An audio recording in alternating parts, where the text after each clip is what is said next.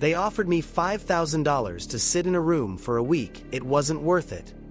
I was referred to a temp agency. I had no idea who I would be working for or what the job was all about. I just knew the pay was good. A week-long tour, $725 a night, more than enough to pay off a couple of credit cards and a good chunk of next month's rent for that price. I would have done almost anything. I wish I had known what I was getting into. When I got to the address, I was shocked.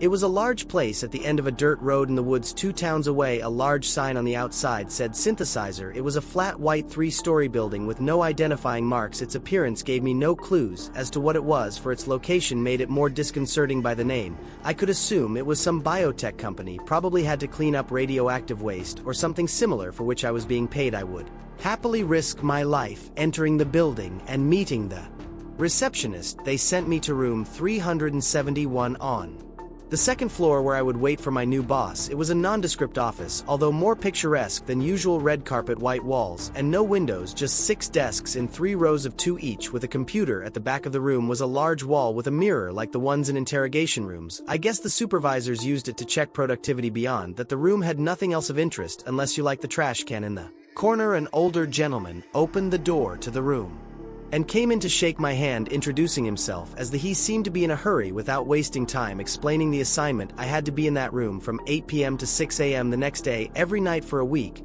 He left me his phone number and a list of rules I had to follow. He told me he couldn't stress enough the importance of following them exactly. They weren't written down. Once he made sure I understood the importance of the matter, he left me on my first shift, closing the door behind him. That was it. Really just staying in the room for 10 hours a night. I had no idea why he would pay me over $5,000 to sit in a room, but I learned a long time ago that a gift horse don't look him in the mouth. I just sat down in the supervisor's room with a smile on my face and started reading the list of rules. There were 10 in total, and they all left me a little confused. 1 at 8, close the door and don't leave the room for any reason until 6, plan your meals followed by the bathroom accordingly. No food or drinks in the room. 2, don't use Hank's computer. It's the closest one to the exit. No one is ever to touch it under any circumstances, not even Hank himself. 3, if the phone rings, answer it, but don't say anything no matter what the voice on the other end says. No microwave. Hang up after 2 minutes have passed. 4, don't let the janitor in. We don't have one. 5, if someone else knocks on the door, let him in, but ignore him. Don't react at all.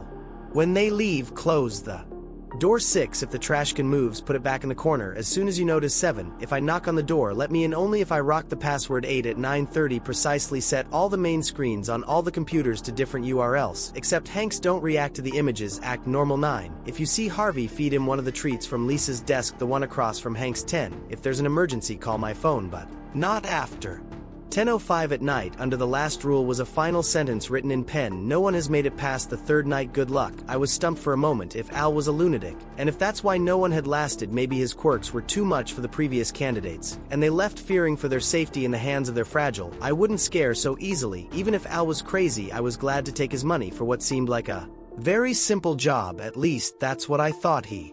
First day was very boring. Nothing important happened, definitely nothing that was on the checklist. At 9:30, I changed the URLs of the computers just to feel useful. The next night, however, was a little different. It started normally. I prepared myself for another long night, making sure I ate and emptied my bladder before I locked myself in. At 9:25, as I was getting ready to change the main screens again, I saw it. The trash can was right at the entrance to the supervisor's room. I didn't put it there. I felt a rush of adrenaline.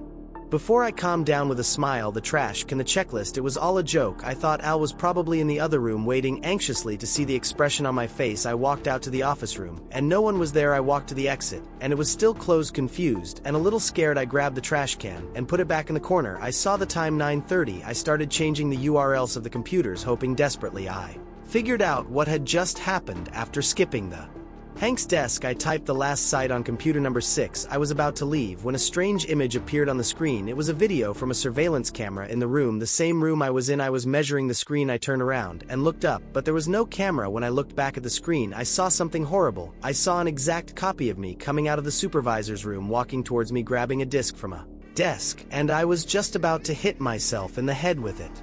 When I turned quickly to protect myself, there was no one there. I looked at the screen again, and now the site I had typed was coming up. I ran back to the supervisor's room and sat down very agitated. I thought about leaving, but I worked up the courage to stay. It was okay. After all, maybe he wasn't a lunatic, but he didn't seem like the type that would do me any harm. Although I didn't know him very well, still I didn't suffer any harm. I was questioning my sanity, yes, but I didn't have Any physical injuries, whatever was going on here, seemed harmless.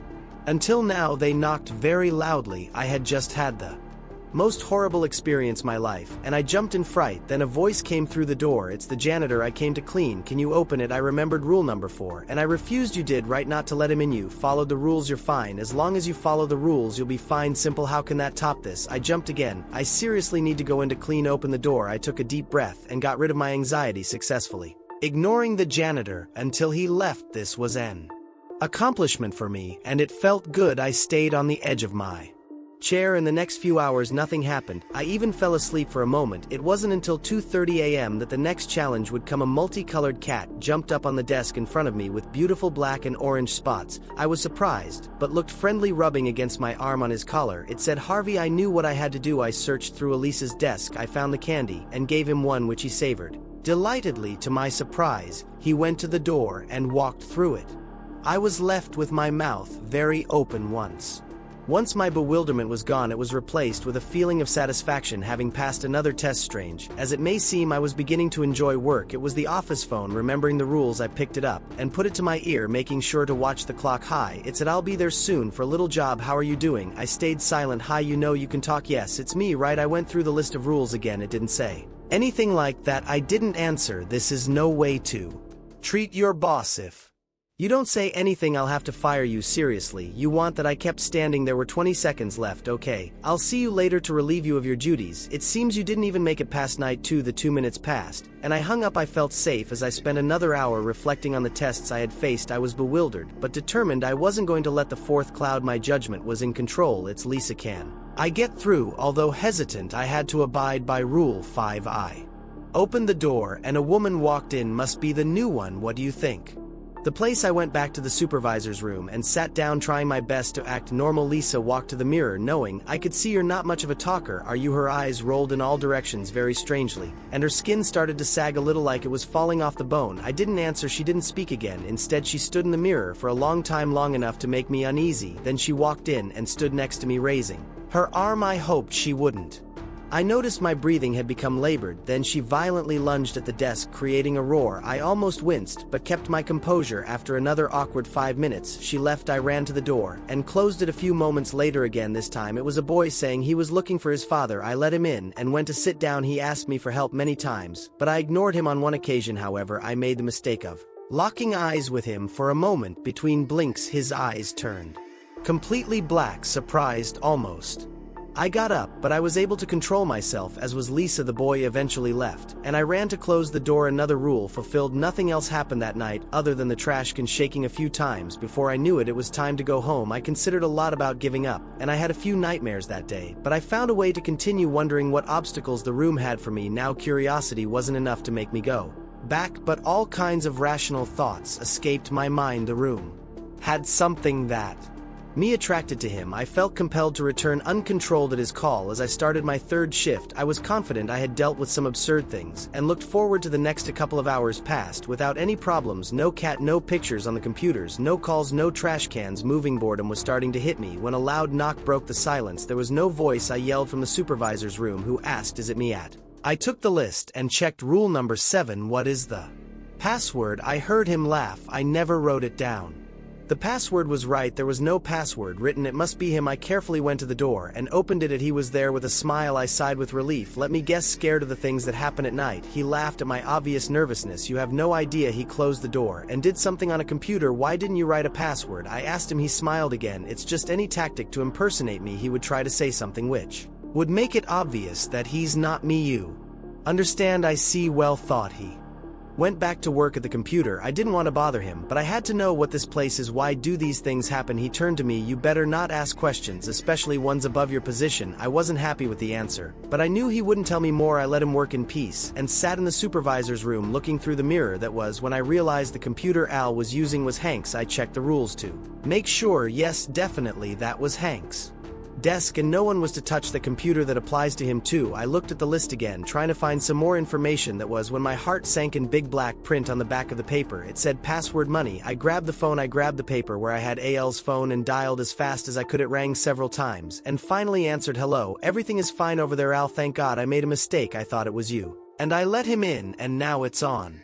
Hank's computer, he sighed in disappointment. I watched as Alt's copy was got up from the computer. Listen very well, don't act suspicious in any way, you'll be fine. If he doesn't suspect anything, if you try to leave, or call someone else, it'll all be over, do you understand? If I understand. The copy of Alt started walking towards the supervisor's room. My heart was beating very hard. I'll be there soon, don't panic. He hung up. I kept the phone to my ear as the fake Alt approached, so I was pretending to talk to my wife. I already told you, honey, I leave at 6. You don't have to wait up for me. You worry so much. Please let me work. The fake Alt was in the room now, looking at me. I held the phone to my chest and looked at him. All right, I asked. He continued to look at me for a few long seconds. Can you help me with something on the computer? I wondered if I could. My chest was pounding. Clear. I just have to finish this call. I'll be there as soon as I can. He watched me for another moment and then went back to AMB's desk. Still panicking, I kept my sanity as I pretended to be still on the phone. I even acted out an argument to lengthen the call. As I did this, I watched with bated breath as the doorknob turned and the door swung open. I had never felt so relieved in my life.